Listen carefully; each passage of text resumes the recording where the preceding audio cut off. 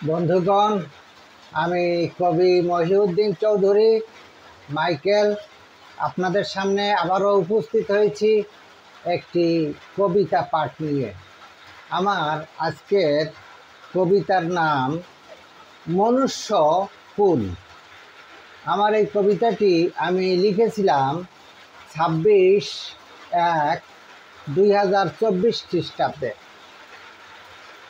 পাঠ করছি। ধরার মূল প্রকৃতি মানব সংস্কৃতি, সকলেই সমান, সকলেই মহান। প্রকৃতিই মহান, প্রকৃতি চলমান, প্রকৃতি দৃশ্যমান, প্রকৃতি আবহমান।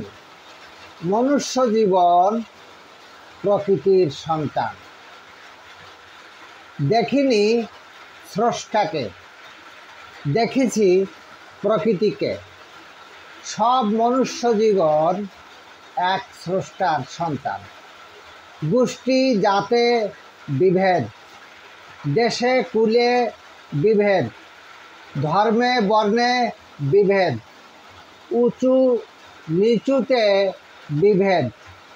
ইহা মনুষ্য সৃষ্টি, নহে স্রষ্টার সৃষ্টি।